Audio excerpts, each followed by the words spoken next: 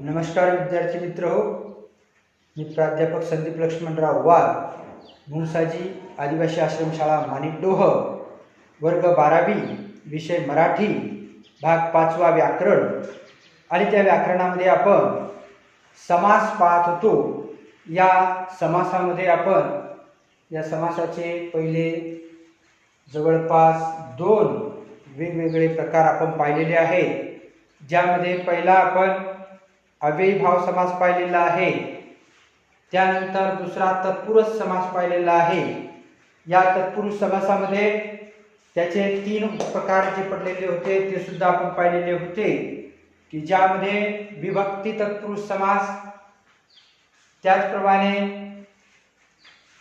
दुसरा जो प्रकार होता विभक्ती तत्पुरुष समासानंतर तो होता कर्मधारय समास, तिसरा होता द्विगु समास. या तिन्ही बद्दल आपण विस्तृतपणाने जवळपास या मागच्या भागावर 3 पिरियड पर्यंत चर्चा केलेली आहे, ती समजून सांगितलेली आहे. आता यानंतर जो तिसरा असणारा जो समास आहे तो आपल्याला बघायचा आहे, आणि तो तिसरा समास जो आहे द्वंद्व समास. द्वंद्व म्हणजे 2 जेव्हा कुस्तीपटू एकत्र येतात त्याला द्वंद्व अशा प्रकारचं युद्ध म्हटलं जातं. म्हणजे तुल्यबळ, दोन्ही गोष्टी कशा असतात, तुल्यबळ असतात. तर तशाच प्रकारचा असणारा हा एक समास, याला नाव दिलेलं आहे द्वंद्व समास.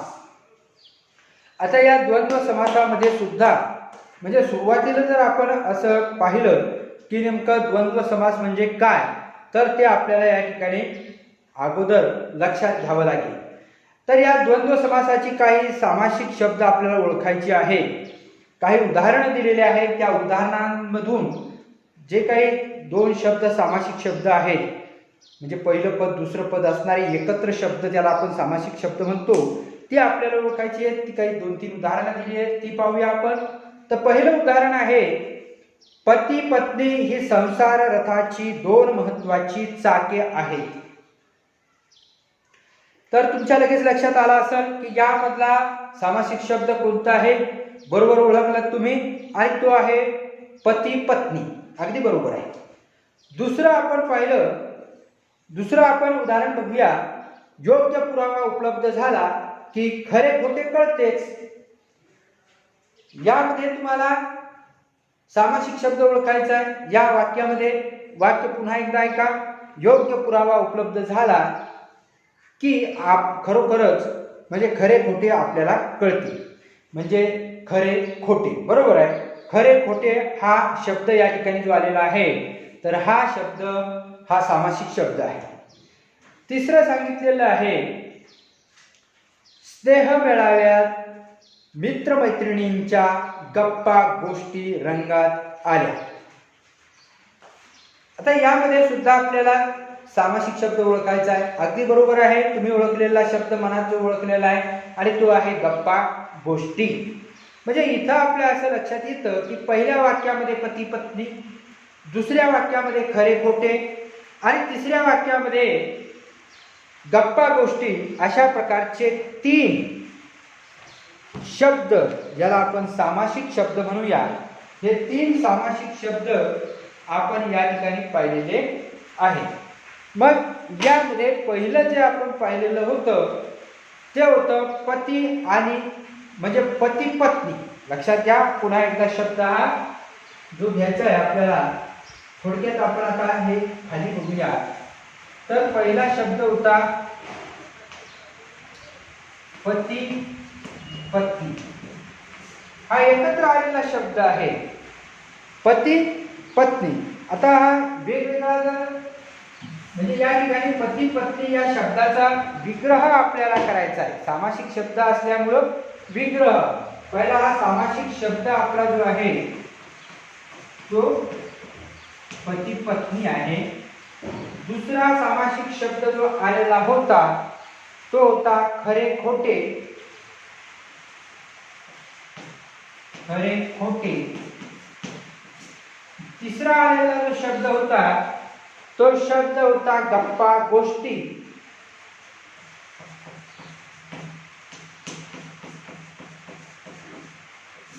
अशा प्रकारे हे 3 शब्द या 3 वाक्यामध्ये आलेले आहेत आणि सामासिक शब्द आहे. आता आपल्याला इथं बघायचं आहे की जो पहिला शब्द आहे पती पत्नी याचा विग्रह करायचा. काय करायचा? विग्रह. विग्रह करताना हे सामासिक शब्द आहे. विग्रह करताना पती पत्नी म्हणजे पती आणि पत्नी लक्षात घ्या. विग्रह काय आहे? पती आणि पत्नी. पती आणि पत्नी हा विग्रह झाला. दुसरा आहे खरे खोटे. याचा आपल्याला विग्रह जर करायचा असेल तर तो विग्रह होईल खरे किंवा खोटे. खरे किंवा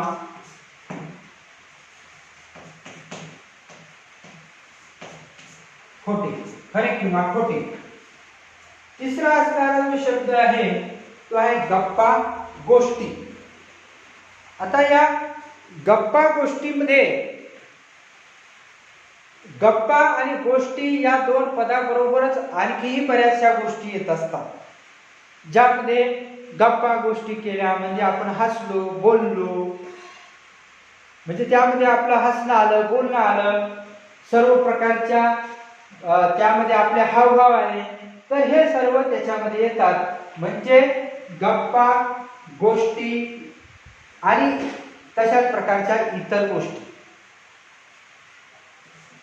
गप्पा गोष्टी इत्यादी. म्हणजे नुसतं 2च पद येतात का? नाही, याच्याबरोबर आणखी काही गोष्टी सांगितलेल्या. म्हणजे गप्पा गोष्टी म्हणजे तिथं आपण बोललो, तिथं आपण चाललो, त्या ठिकाणी आपण विनोद केला, त्या ठिकाणी आपण सिरियस बोललो, म्हणजे सर्व प्रकारच्या गोष्टी त्यामध्ये आल्या. तर अशा प्रकारे गप्पा गोष्टी आणि इतर अशा प्रकारचं आपल्याला सांगता येईल. म्हणजे हे विग्रह झाले. पती पत्नीमध्ये पती आणि पत्नी म्हणजे दोन्हीही तुल्यबळ आहे, दोन्हीही सारखे आहे. म्हणजे यामध्ये अर्थासाठी दोन्हीही पद अपेक्षित आहे. दुसरी गोष्ट आपण पाहिली खरे खोटे म्हणजे खरे किंवा खोटे, खरे अथवा खोटे, खरे किंवा खोटे हे आपण इथं विग्रहामध्ये सांगू शकतो. मग या ठिकाणी खरे किंवा खोटे म्हणजे दोन्हीपैकी एकाची अपेक्षा व्यक्त केलेली आहे. तिसऱ्यामध्ये आपण सांगितलं गप्पा गोष्टी म्हणजे तिथं गप्पा आल्या गोष्टी आल्या. म्हणजे गप्पा गोष्टी करताना त्या ठिकाणी मग आपण पाहतो की तिथं बैठक बसली, विनोद झाले, पुढे चहा पाणी केलं, सोप सुपारी खाल्ली, तर ह्या सर्व गोष्टी त्यामध्ये येतात. म्हणून ह्या तिन्ही प्रकारची उदाहरणं आपण यामध्ये पाहिलेली आहेत. आणि ही सर्व उदाहरणं ही द्वंद्व समासाची उदाहरणं आहेत. आता या द्वंद्व समासामध्ये आपल्याला थोडक्यात असं सांगता येईल, याची व्याख्या आपल्याला थोडक्यात अशी करता येईल की ज्या समासाची दोन्ही पदे अर्थदृष्ट्या प्रधान म्हणजे समान दर्जाची असतात. म्हणजे इथं लक्षात घ्या, दर्जा दोन्हीचा सारखा आहे. कोणताच प्रधान आणि म्हणजे एक प्रधान आणि एक कमी प्रधान किंवा गौण अशा प्रकारचं महत्व असलेला पद किंवा शब्द येत नाही. दोन्ही पद तितकेच तुल्यबळ असतात. म्हणून मी तुम्हाला द्वंद्व म्हटलेलं. द्वंद्व कधी होतं? कुस्ती कोणात होते? कुस्ती हा जो क्रीडा प्रकार आहे तर हा द्वंद्व म्हटलं जातं.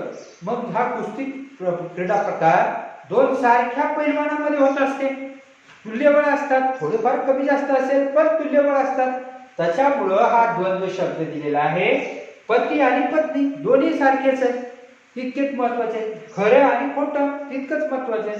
गप्पाही महत्वाच्या, गोष्टीही महत्वाच्या, म्हणजे दोन्ही तितकेच महत्वाचे आहे. म्हणून या ठिकाणी आपल्याला असं म्हणावं लागतं की ज्या समासाची दोन्ही पदे अर्थदृष्ट्या प्रधान असतात म्हणजे महत्वाची समान दर्जाची असतात त्याला द्वंद्व समास म्हणतात. काही अवघड नाही की ज्या सामासिक शब्दामध्ये दोन्ही पद अर्थदृष्ट्या प्रधान असतात किंवा प्रमुख असतात, महत्वाचे असतात, तेव्हा त्या ठिकाणी होणारा समास असतो द्वंद्व समास. आता या द्वंद्व समासाची काही म्हणजे द्वंद्व समासामध्ये 3 प्रकार पडतात. लक्षात घ्या. आता हे जे 3 उपप्रकार आहे, तर हे उपप्रकार कसे ओळखायचे किंवा हे कशा प्रकारे पडतात, कशावरून पडतात, तर हे उपप्रकार विग्रह करण्याच्या पद्धतीवरून पडतात. म्हणजे या ठिकाणी आपल्याला विग्रह करण्याच्या पद्धतीवरून पुन्हा आणखी लक्षात घ्या, या द्विगु समासाचे 3 प्रकार जे पडतात ते समासाचा विग्रह करण्याच्या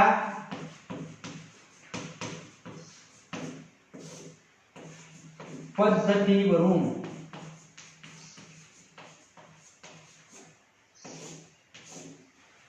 पडत असतात.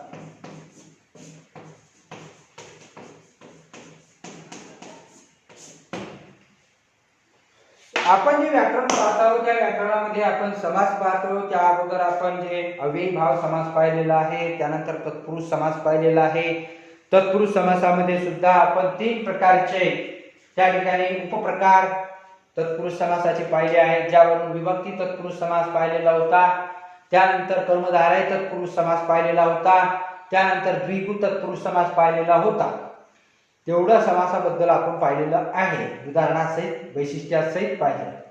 पण द्वंद्व समास हा आज आपण पाहत आहोत, जो तिसरा समास आहे. या द्वंद्व समासामध्ये दोन्ही पद तशीच तुल्यबळ असतात.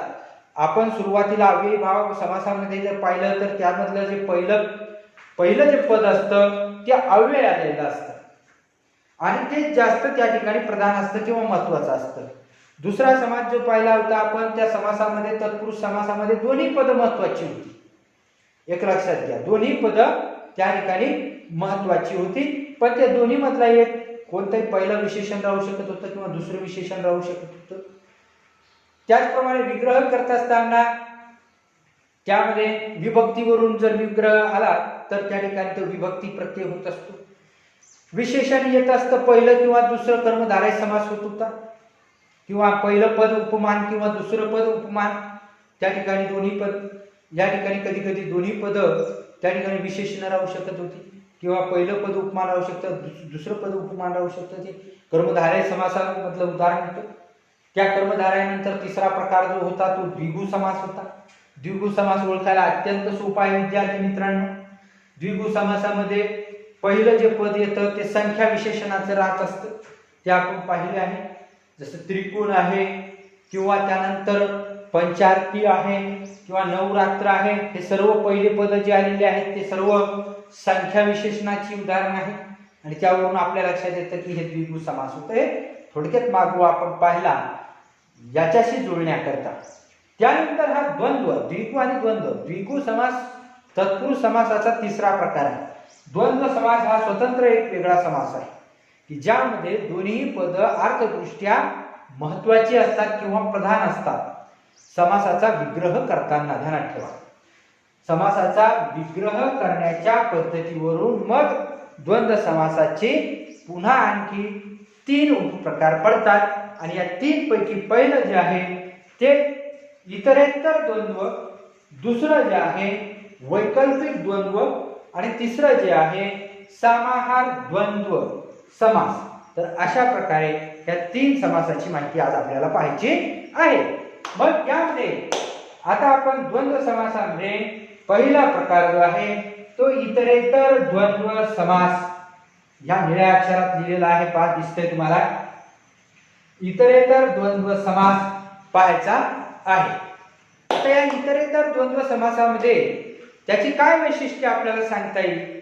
जसं तुम्हाला आताच सांगितलं की पती पत्नी, खरे खोटे, गप्पा गोष्टी, हे तिन्ही जे उदाहरण आहेत सामासिक शब्दाचे ते द्वंद्व सामासिक शब्द आहेत. मग आता त्यात आपण इतरेतर द्वंद्व समास जो पाहत होतो त्याचं वैशिष्ट्य पाहून आपल्याला म्हणजे त्या ठिकाणी इतरेतर द्वंद्व समासाचं उदाहरण कोणतं राहील किंवा कोणतं असू शकतं जर ओळखायला सांगितलं तर आपल्याला सहज ओळखता आलं पाहिजे. आणि त्यात ते ओळखता कशामुळे त्याची वैशिष्ट्य आपल्याला माहित असली पाहिजे. आता ही जी वैशिष्ट्य आहे त्या वैशिष्ट्यामध्ये आपल्याला पहिलं सांगता येईल की अर्थासाठी दोन्ही पदांची अपेक्षा असते. त्याच्या वैशिष्ट्यामध्ये सांगितलंय की इतरेतर द्वंद्व समास कसा ओळखायचा, की त्याचं वैशिष्ट्य असं आहे की अर्थासाठी दोन्ही पदांची अपेक्षा असते. दोन्ही पद महत्वाची असतात. पुन्हा ध्यानात ठेवा, अर्थ घ्यायचा आहे ना त्याचा, तर दोन्ही पदांचं महत्व आहे, एकाच नाही, दोन्ही पदांचं महत्व आहे. आणि दुसरं वैशिष्ट्य म्हणजे विग्रह करत असताना त्या ठिकाणी समुच्चय बोधक उभयान्वयी अव्यय त्या ठिकाणी घ्यावा लागतो. म्हणजे इतरेतर द्वंद्व समासाची जी दोन वैशिष्ट्ये आपल्याला इथं सांगता येईल, त्यामध्ये दोन्हीही सामासिक शब्दामध्ये त्याचं वैशिष्ट्य सांगताना सामासिक शब्द अर्थाच्या दृष्टीनं त्या दोन्ही पदांना अपेक्षित ठेवतो. दुसरी गोष्ट, या सामासिक शब्दाचं जेव्हा विग्रह करतो आपण, तेव्हा त्यामध्ये समुच्चय बोधक उभयान्वयी अव्ययाचा वापर होतो. आता समुच्चय बोधक उभयान्वयी अव्यय म्हणजे काय ते आपण बऱ्याच वेळेस वापरतो, वाचतो, लिहितो, पण त्याला समुच्चय बोधक उभयान्वयी अव्यय म्हणतात का हे मात्र आपल्याला लक्षात येत नाही. म्हणून आपल्याला ध्यानात ठेवावं लागेल की आणि आहे व आहे. आणि हा शब्द आपण खूप वेळेस वापरत असतो, तसाच व हा शब्द सुद्धा आपण वापरत असतो. उभयान्वयी अव्यय हे दोन वाक्यांना एका पुलासारखे, म्हणजे दोन रस्त्यांना जसं एक पूल जोडतो तशा प्रकारे आणि व ही उभयान्वयी अव्यय या ठिकाणी दोन वाक्यांना किंवा दोन शब्दांना जोडत असतात. अशा वेळेस आपण समजायचं ही समुच्चय बोधक उभयान्वयी अव्यय आहे. आता याचं उदाहरण आपण पाहूया. उदाहरण आहे आत्ताच इथं दिल्याप्रमाणे पती पत्नी. उदाहरण आहे पती पत्नी. कारण काय, पती पत्नी मध्ये दोन्ही शब्द म्हणजे वैशिष्ट्य सांगितल्याप्रमाणे दोन्ही पदांची अपेक्षा आहे, महत्व आहे. दुसरी गोष्ट, समुच्चय बोधक अव्ययाचा वापर आहे विग्रह करताना. विग्रह पती पत्नीचा विग्रह होतो पती आणि पत्नी, म्हणजे आणि हा जो शब्द आलेला आहे हा समुच्चय बोधक उभयान्वयी अव्ययाने जोडलेला आहे, पती आणि पत्नी. आता यामध्ये दुसरं उदाहरण पाहूया, विटी दांडू. लक्षात घ्या, दुसरं उदाहरण आहे विटी दांडू. याचा विग्रह करत असताना विटी दांडू या शब्दाचा जर विग्रह आपण केला तर विटी दांडू, विटी आणि दांडू, म्हणजे आपण पहा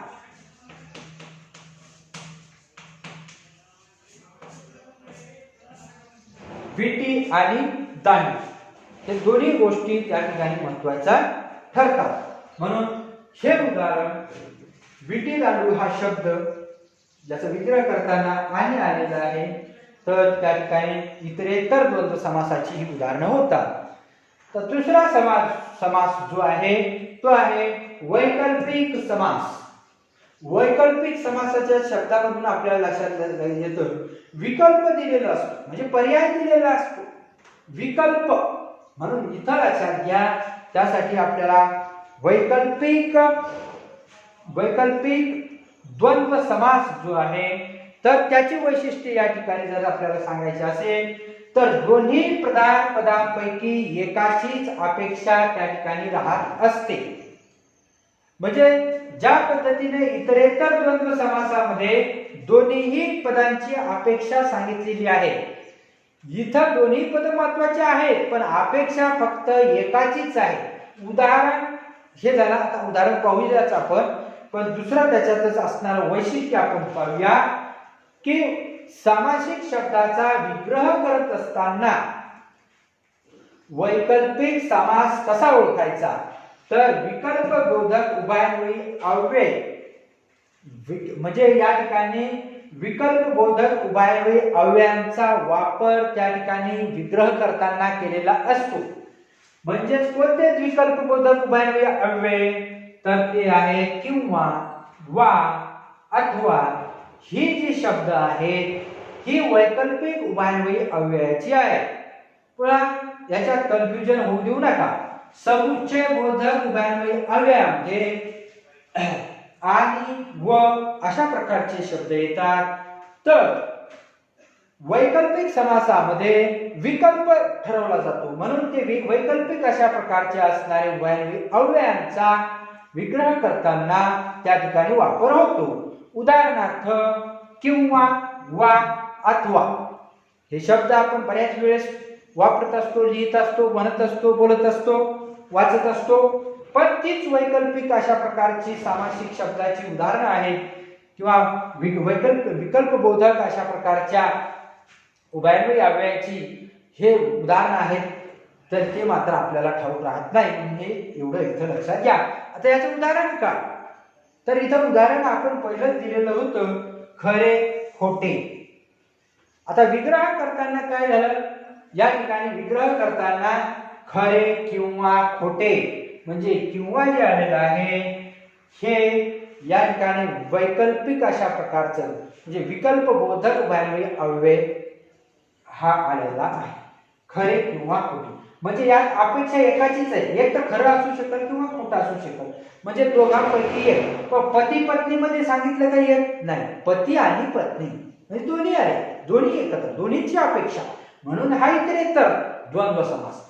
इथं खरे किंवा खोटे, खरे किंवा म्हणजे पर्याय आहे, खरा किंवा एकच अपेक्षित, म्हणून या ठिकाणी खरे किंवा खोटे जेव्हा विग्रह करतो, इथं किंवा येऊ शकतं, अथवा येऊ शकतं, वा येऊ शकतं. अशा वेळेस तो सामासिक शब्द हा वैकल्पिक द्वंद्व समासाचं उदाहरण आहे असं आपण त्या ठिकाणी समजायचं असतं. त्यानंतर आपण तिसऱ्या प्रकारचा जो समास आहे तो समास आहे समाहार द्वंद्व समास, त्याला आपण म्हणतो. नुसतं इथं समाहार लिहिलेला आहे, परंतु हा समाहार द्वंद्व, वैकल्पिक द्वंद्व, इतरेतर द्वंद्व, हे द्वंद्व आहे बरं का. समाहार द्वंद्व. आता या समाहार द्वंद्व समासाची काही वैशिष्ट्ये आपल्याला सांगता येतील. या समासातील पदांचा विग्रह करताना त्यातील मूळ पदांच्या बरोबर त्याच जातीच्या इतर पदार्थांचा किंवा वस्तूंचा म्हणजे त्याच जातीतील इतर पदार्थांचा किंवा वस्तूंचा समावेश त्यामध्ये झालेला असतो. पुन्हा एकदा लक्षात घ्या, समाहार म्हणजे सर्व समाहार म्हणजे त्याच्यासारख्या वेगवेगळ्या मूळ पदार्थ, मूळ सामासिक शब्द आहे, तर त्या सामासिक शब्दामध्ये त्या दोन्ही पदांचा तर बोध होतोच, बिलकुल होतो, परंतु त्याच सारख्या इतर म्हणजे त्याच जातीतील इतर पदार्थांचा सुद्धा त्यामध्ये त्या वस्तूंचा किंवा त्या पदार्थांचा समावेश केलेला असतो. तर ते उदाहरण समाहार द्वंद्व समासाचं उदाहरण होतं. त्यात दुसरं वैशिष्ट्य आपल्याला असं सांगता येईल की विग्रह करत असताना किंवा समासात आलेल्या आणि त्याच जातीच्या इतर वस्तूंच्या समुदायाला महत्व असते. म्हणजे ते समासात आलेलं जे मूळ शब्द आहे त्यामध्ये असलेल्या आणि त्याच्या सोबतच आलेल्या इतर वस्तू पदार्थांचं महत्व त्यामध्ये राहत असतं आणि त्यामुळंच ते एकवचनी असतं. लक्षात घ्या, म्हणजे त्या गोष्टी आपण इथे लक्षात घेतल्या पाहिजे की त्याच्या समुदायाला महत्व दिलं जातं. त्याच पद्धतीनं त्या ठिकाणी पूर्ण समुदाय महत्वाचा असल्यामुळं या ठिकाणी येणारा शब्द हा एक वचनी येत असतो, तेव्हा ते समाहार द्वंद्व समासाचं उदाहरण होतं. म्हणजे तो तेव्हा तशा प्रकारचा शब्द सामासिक शब्द असेल तर तो सामासिक शब्द म्हणजे समाहार द्वंद्व समास होय. आता इथे एक आणखी लक्षात घ्या, आपण उदाहरण घेऊया.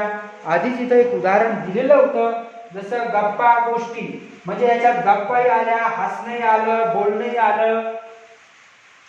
ते बोलणं विनोदी पद्धतीचं असू शकतं, ते बोलणं या ठिकाणी गांभीर्यपूर्वक असू शकतं, ते बोलणं भावनिक असू शकतं. त्या बोलण्यामध्ये अनेक गप्पा गोष्टी म्हणजे सर्व प्रकारच्या गप्पा गोष्टी आल्या, म्हणजे एकच विषय नाही, त्या गप्पांमध्ये वेगवेगळे विषय येऊ शकतात. त्यामध्ये शेतीचा विषय येऊ शकतो, नोकरीचा विषय येऊ शकतो, व्यवसायाचा विषय येऊ शकतो, कुणाच्या वागण्याचं मूल्यमापन येऊ शकतं, मग या सर्व गोष्टींचा समावेश त्यामध्ये येत असतो. म्हणजे फक्त दोनच गोष्टी नाही, गप्पा गोष्टी एवढंच नाही, तर याच्या बरोबर अनेक बाबी येतात आणि म्हणून त्याला त्या ठिकाणी इतर गोष्टींचा समुदायाला महत्व येतं आणि म्हणून त्याला त्या ठिकाणी आपण समाहार द्वंद्व समासाचं उदाहरण म्हणू शकतो. पुन्हा आणखी एक दुसरं उदाहरण घेऊया, जसं अंथरुण पांघरुण. इथं सांगितलंय तसं अंथरुण पांघरुण. तर हा एकच शब्द आहे, लक्षात घ्या, अंथरुण पांघरुण. कारण कोणताही सामासिक शब्द दोन शब्द असतात ते एकत्र करावे लागतात आपल्याला. मग आता या ठिकाणी अंथरुण पांघरुण आपण बऱ्याच वेळेस म्हणतो अंथरुण पांघरुण घे.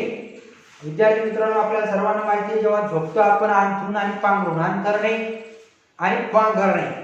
म्हणजे आपण काय करतो, खाली झोपायच्या वेळेस खाली झोपायची जी काही आपली गादी आहे किंवा सतरंजी आहे किंवा काय जे असेल तर ते झोपण्यासाठी खाली टाकतो जमिनीवर, ते झालं अंथरुण, आणि अंगावर घेतो ते झालं पांघरुण.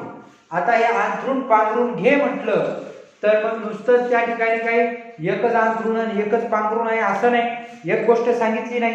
म्हणजे त्या अंथरुणामध्ये आपली गोधडी येऊ शकते, त्या अंथरुणामध्ये एक सतरंजी येऊ शकते, त्या अंथरुणामध्ये एक मोठी फोमची गादी येऊ शकते, पांघरण्यासाठी रजई येऊ शकते, पांघरण्यासाठी एखादी ब्लँकेट येऊ शकते, चादर येऊ शकते, बेडशीट येऊ शकते. तर त्यामध्ये आणखी गोष्टी येतात, बेडशीट येतं, उशी येते, आणखी आहे. म्हणजे अंथरुण पांघरुण म्हणजे या दोनच शब्दामध्ये बऱ्याचशा समूहाला समाविष्ट केलेलं आहे. आणि म्हणून त्या ठिकाणी अंथरुण पांघरुण म्हणजे या सोबत येणाऱ्या इतर वस्तू आहे अंथरण्यासाठी आणि पांघरण्यासाठी म्हणून, तर त्या सर्व वस्तूंचा समावेश त्यामध्ये होतो आणि म्हणून याला त्या ठिकाणी समूह तयार होतो. म्हणून त्याला समाहार द्वंद्व समास असं म्हटलं जातं. आता यानंतर महत्वाचा बहुव्रीही समास. म्हणजे हे सर्व आपण तीन समास जे पाहिले आहेत ते उपप्रकार आहेत आणि ते आहे द्वंद्व समासाचे उपप्रकार. पुन्हा एक वेळेस आपण तुमच्या माझ्या सर्वांसाठी एक मागोवा घेऊया. तर पहिली गोष्ट आपण एक लक्षात घ्या की द्वंद्व समास जो आहे तो तिसऱ्या प्रकारचा समास आपल्या अभ्यासक्रमातील आहे. या अगोदर आपण अव्ययीभाव समास, तत्पुरुष समास आणि त्या तत्पुरुष समासाचे तीन उपप्रकार पाहिलेले आहेत. त्यानंतर जो तिसरा समास आहे द्वंद्व समास आपण पाहतो. द्वंद्व म्हणजे दोन्ही तुल्यबळ असणे. आणि मग या ठिकाणी महत्वाची गोष्ट आहे की द्वंद्व समासामध्ये दोन्ही शब्द हे महत्वाचे असतात. याचे सुद्धा या ठिकाणी आपल्याला असं म्हणता येईल दोन्ही शब्द किंवा दोन्ही पदार्थदृष्ट्या महत्वाचे असतात, तेव्हा त्याला द्वंद्व समास असं आपण म्हणतो. तर त्यामध्ये विग्रह करण्याच्या पद्धतीवरून याचे तीन उपप्रकार पडतात. विग्रह करण्याच्या पद्धती, कारण कोणताही सामासिक शब्द म्हणलं तर त्याचा विग्रह होतच असतो. मग त्या विग्रह करण्याच्या पद्धतीवरून त्याचे तीन उपप्रकार पडतात. पैकी त्यामधला पहिला आपण इतरेतर द्वंद्व पाहिलेला आहे. त्यामध्ये जो विग्रह करताना आणि वचा या समुच्चय बोधक असणाऱ्या उभयन्वयी अव्ययाचा वापर केला जातो. दुसरी गोष्ट वैकल्पिक म्हणजे वैकल्पिक द्वंद्व समास. याच्यामध्ये विकल्प दिला जातो, ज्यामध्ये आपण पाहतो की दोन्ही पदापैकी एकाच पदाची अपेक्षा त्या ठिकाणी राहत असते आणि त्यापैकी त्यामध्ये विकल्पबोधक उभयन्वयी अव्ययाचा वापर केला जातो विग्रह करताना. जसं उदाहरणार्थ किंवा, वा, अथवा. तर तो जो शब्द होतो तो वैकल्पिक समास द्वंद्व समास होत असतो. तिसरा जो असणारा द्वंद्व समासामधला प्रकार आहे समाहार द्वंद्व समास, ज्यामध्ये समाहार म्हणजे त्याच्यासारख्या अनेक वस्तू त्यामध्ये येतात. त्यामध्ये दोन्ही पद्धत महत्वाची असतातच, पण अर्थदृष्ट्या प्रधान असतातच, पण त्यामध्ये त्याच्यासोबत इतरही गोष्टींचा किंवा इतरही पदार्थांचा किंवा इतरही वस्तूंचा समावेश झालेला असतो आणि म्हणून त्या ठिकाणी त्याला आपण समाहार द्वंद्व समास असं म्हणत असतो. तर आणि या समाहार द्वंद्व समासामध्ये एक महत्वाचं वैशिष्ट्य, तिथं एक समूह होतो म्हणून तो नेहमी एकवचनी शब्द तयार होत असतो. तर हे सर्व आपण द्वंद्व समासाची उदाहरणं पाहिलेली आहेत. आता आपल्याला बघायचं आहे चौथा आणि शेवटचा आपल्या अभ्यासक्रमातला असणारा समासाचा सामासिक प्रकार, ज्याचं नाव आहे बहुव्रीही समास. लक्षात ठेवा, हा कोणता समास आहे? बहुव्रीही समास.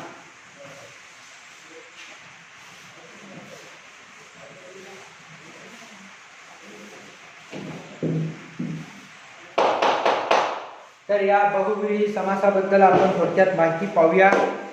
आता काही या ठिकाणी शब्द, सामासिक शब्द आपल्याला ओळखायचे आहेत, अधोरेखित करायचे आहेत.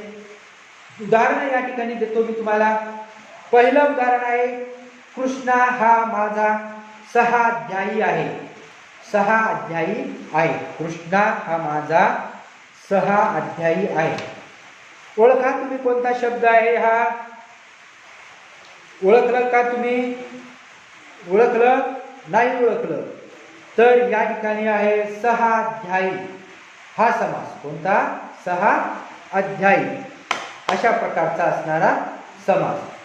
दुसरं आहे, काल रात्री आमच्या परिसरात नीरव शांतता होती. पहा काय आहे? नीरव शांतता होती. म्हणजे काल आमच्या परिसरात नीरव शांतता होती. बरोबर आहे. नीरव हा जो शब्द आहे तर तो त्या ठिकाणी या ठिकाणी सामासिक शब्द आहे असं आपल्याला म्हणता येईल. तिसरा आहे, रावणाला दशमुख असेही संबोधले जाते. पहा इथं काय सांगितलेलं आहे? रावणाला दशमुख असेही संबोधले जाते. आता हे जे दशमुख आहे म्हणजे 10 मुख, म्हणजे त्यांना आपण रावणाला आपण 10 तोंड असलेला व्यक्ती किंवा राजा म्हणतो किंवा आपण त्याला ओळखतो तशा पद्धतीने. म्हणजे इथं आपल्या असं लक्षात येतं की या ठिकाणी 2-3 गोष्टी आपल्याला इथं लक्षात येतात की त्या अशा आहे की 6 अध्यायी हा एक शब्द आहे, नीरव हा एक शब्द आहे आणि दशमुख हा एक शब्द आहे. तर हे सर्व सामासिक शब्द आहे. ठीक आहे. तर आपण हा जो बहुव्रीही समास आहे तो आपण थोडक्यात आता पाहणार आहोत. पण तत्पूर्वी माफ करा विद्यार्थी मित्रांनो, तत्पूर्वी आपण काय करूया की द्वंद्व समासामध्ये असणारे हे 3 जे समास आहेत त्या संदर्भात एक तक्ता लिहूया. सामासिक शब्द, समासाचा विग्रह आणि समासाचे नाव आपण तयार करूया आणि नंतर आपण बहुव्रीही समासाची माहिती पाहूया.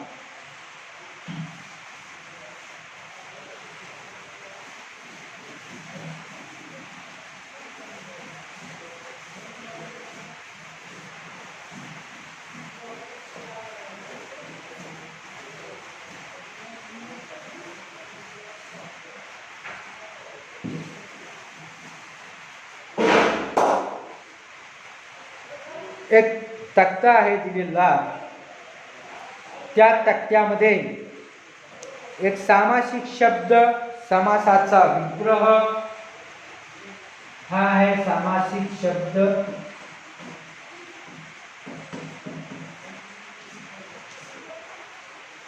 हा आहे समासाचा विग्रह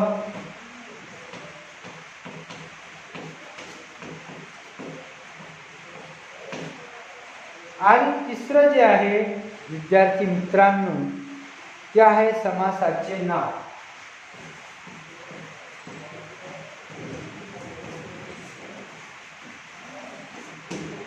कसं आहे, आपण या ठिकाणी द्वंद्व समासाचे हे जे उदाहरणं पाहिलेले होते किंवा उपप्रकार पाहिलेले होते, एकदा त्याला आपण पडताळून पाहूया. म्हणजे हे पडताळणी केल्यानंतर आपल्या लक्षात येईल की या ठिकाणी इतरेतर द्वंद्व समास कोणता आहे, वैकल्पिक द्वंद्व समास कसा ओळखायचा, समाहार द्वंद्व समासाची वैशिष्ट्ये कोणती राहू शकतात, ते समास कसे ओळखायचे, याची पडताळणी आपण आता या तक्त्याद्वारे करूया. तर या ठिकाणी आपण पहिला अशा प्रकारचा असणारा जो सामासिक शब्द आहे तो घेऊया. मग दुसरा, मग तिसरा, असे 7-8 अशा प्रकारचे शब्द आहेत. त्यामध्ये एक एक गोष्ट सांगितलेली आहे. तर पहिला जो असणारा सामासिक शब्द या ठिकाणी देण्यात आलेला आहे, तर तो पहिला, तर त्याचा सामासिक शब्द दिलेला नाही. विद्यार्थी मित्रांनो, हा शब्द दिलेला नाही, मात्र विग्रह दिलेला आहे. माय आणि लेकरे. हा विग्रह काय आहे? माय आणि लेकरे. तर तो आपल्याला आता बघायचा आहे. तो आपण आता, हा जो तक्ता आहे, हा तक्ता आपण पुढच्या पिरियडमध्ये बघूया. तोपर्यंत मला रजा द्या. नमस्कार, धन्यवाद.